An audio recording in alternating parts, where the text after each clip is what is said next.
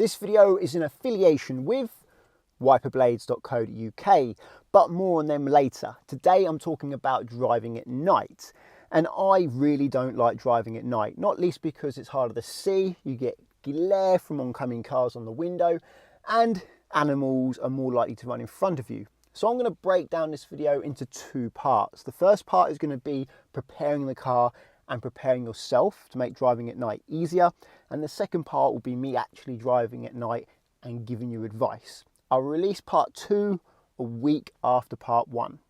Don't underestimate how important it is to have clean windows. Clean your windows inside and out. I use this stuff here, Auto Glim Fast Glass with a microfiber cloth. Now, I'm not sponsored by Auto Glim, but I've tried many different glass cleaners, and this stuff is great because it's very quick, dries without streaks, and you can use it everywhere else in the interior. It works on all the plastics and even works on the leather on the steering wheel. It doesn't say it works on the leather on the steering wheel on the bottle, but I find it works really well. And this is a game changer for driving at night. I don't always do this. It takes all of 3 minutes, but glass polish. When I can be bothered, I will use glass polish as well, because it seriously reduces the glare you get from oncoming cars. It really makes it much easier. I can't say if Auto Glim are a particularly good glass polish because I've only ever used this one, but I can say this is good stuff. It does work well. You put it on the window, wait a few minutes, dries to a haze, then you buff it off. So it takes about 3 minutes, maybe 4 minutes to apply, depends how good you are and how awkward your windscreen is. Some are easier than others. And the final thing are wiper blades. If your wiper blades are streaking, you need new ones. It's not going to help driving at night with rain. Rain and dark don't go together when you're driving. I have tried many different brands of wiper blades to try and save money, but I've only wasted my money because Bosch just are the best. Out of all the different brands I've tried, Bosch work the best. They're quiet, they last longer, so don't actually cost any more money because they last longer, and they wipe really well the whole length of the sweep. I just want to say I'm not sponsored by Bosch, it's just friendly advice from my own experience. I want to show you something about these wiper blades though. For pedestrian safety, the bolts for the wiper blade arm are kept underneath the bonnet, so that if you hit a pedestrian, their head doesn't hit the bolt, it hits the bonnet, which is comparatively soft compared to the bolt. The trouble is, in doing that, if you try to lift the wiper blade up, you end up scratching the bonnet, as you can see there. My friend thought it'd be funny one day to lift up my wiper blades whilst I was at a supermarket. I'll come back to the car and the wiper blades are up.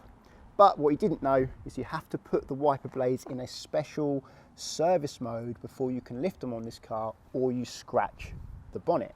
So I recommend you refer to your owner's manual to know how to put your wipers into service mode if it has a service mode. In my car, what I have to do, and most VW cars, which is Seat, VW, Audi and Skoda, you turn the key off and then you hold the windscreen wiper stalk down for a couple of seconds, and then the wipers go up into this mode here, as you can see.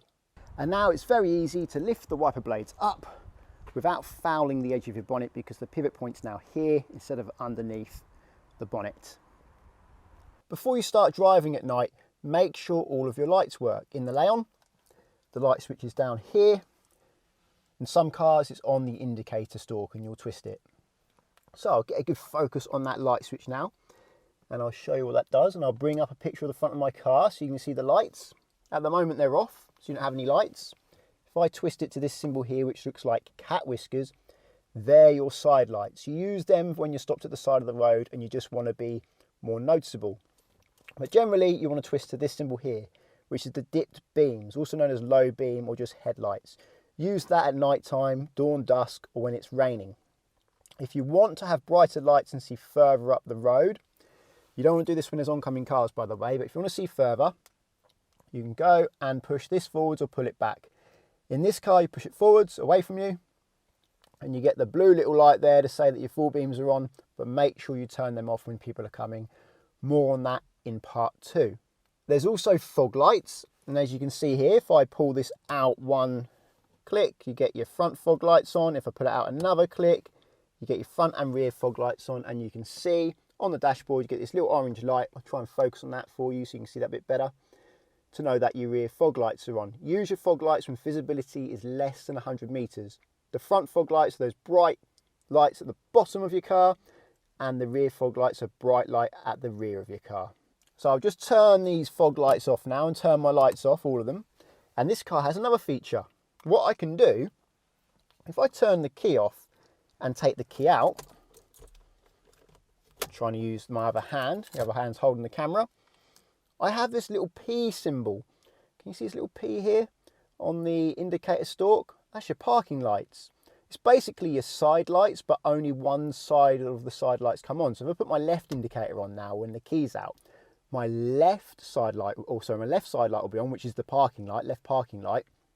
And if I put my right indicator on, now the right parking light is on. Not all cars have parking lights, but the difference between parking lights and side lights is it only uses one half of the car's lights to save on energy. So if you were to leave your car in a dark area and you're a little bit worried about your car, you could leave the lights on for twice as long without running down your battery. Leave the lights on which are closest to the road. So if you park on the left side of the road, leave your right parking light on, which would be your right indicator, and vice versa for the other side of the road. You now join me in a Fiat Panda, and on this car, the light switch is on the indicator stalk. And although the lights are off, you still have some lights at the front. They're known as daytime running lights, DRLs. And they're just there to help people know that the car is active and being driven.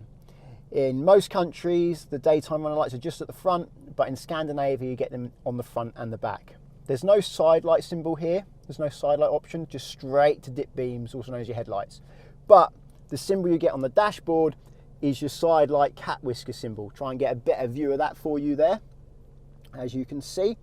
And that's the same with most cars. When your headlights are on, even though you're on this symbol, you'll get that green symbol on the dashboard.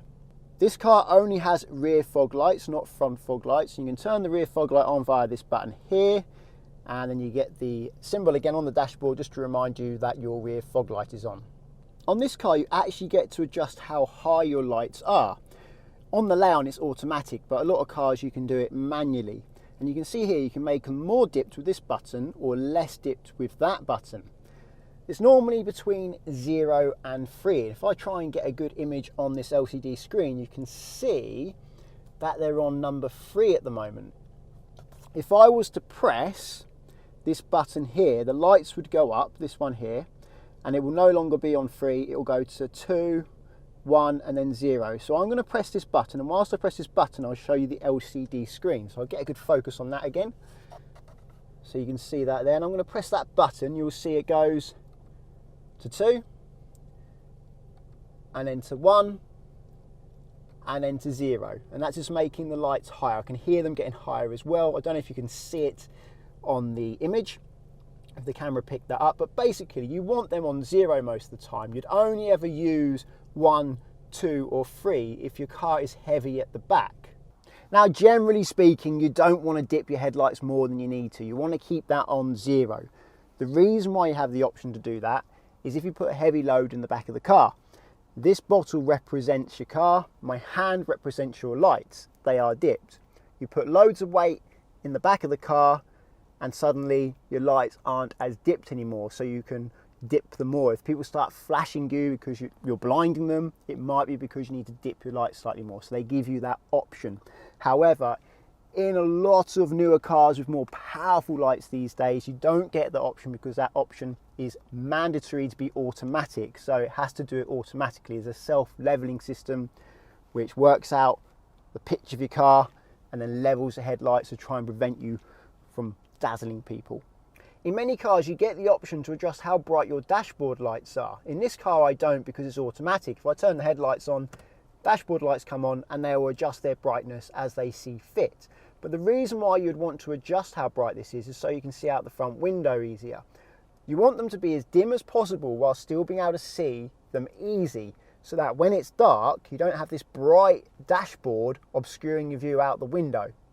I'm now in a Mazda MX-5, And the light switch in this car is on the indicator stalk. At the moment it's on off, and this car does have daytime running lights, and you can probably see that the daytime running lights aren't on, and that's because in this car, to get the daytime running lights on, you do actually have to move. So I put it in first gear, start moving towards the camera. There you go, they should have just come on there if you saw that. And I'll go back again. Looks like they're still on. I can see the reflection in that red car in front of me. But when I park up, generally they do tend to turn off. There you go, just put it into neutral and they went off. This car has a great system, an automatic headlight system. I really like cars with auto lights. You basically leave it on auto and the car figures out what lights are needed. And another feature this car has, if I push the indicator stalk forwards, the automatic function will now, the full beam function will now be automatic. And when the lights come on, it's not dark enough for them to be on at the moment, you'll get a little symbol here with a full beam symbol to tell me that the automatic full beams are going to be raising and lowering on their own accord. However, with most cars, well, with all cars I've used with auto headlights, you do have the option of overriding it. You can put the side lights on manually yourself, or the dip beams on manually yourself. At the moment, they're actually on full beam, as you can tell by the blue light, because it is pushed forward. If I put it back, the full beams go off.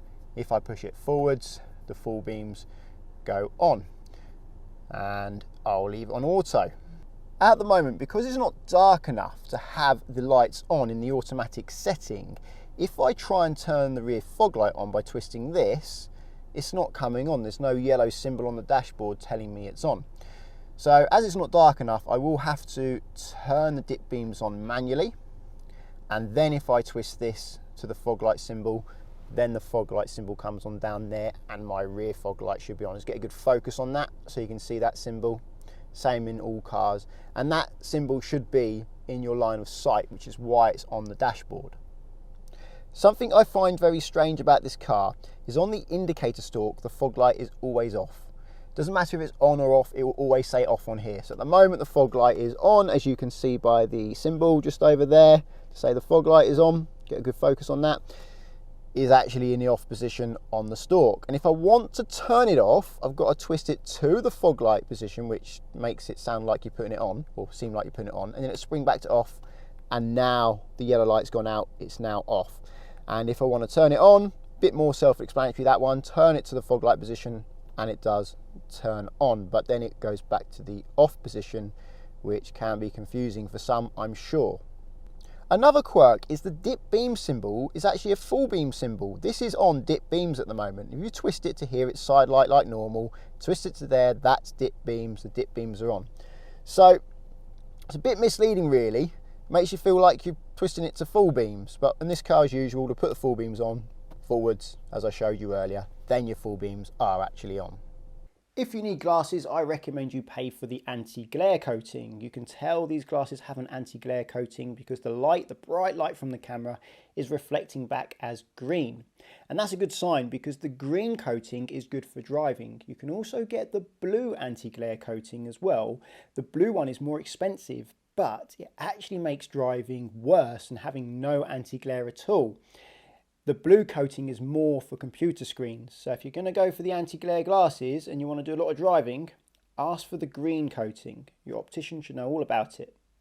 Well, I hope that video helps. If you think it does, please give the video a thumbs up and check out wiperblades.co.uk in the description. The reason why I recommend wiperblades.co.uk is because they have sent me the right wiper blades every time I've used them. Other places I've used have got it wrong 50% of the time.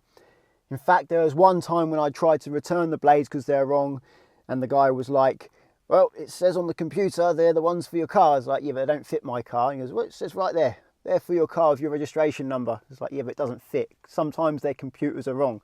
Then he offered me a service to try and fit them for me. I was just like, no, they don't fit. Take them back, please.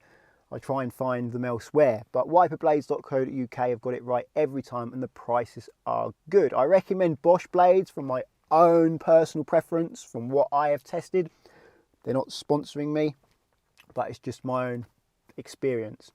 If you think the video is good and you want to get my future videos, please subscribe. Part 2 of this coming next week. And until the next one, cheerio.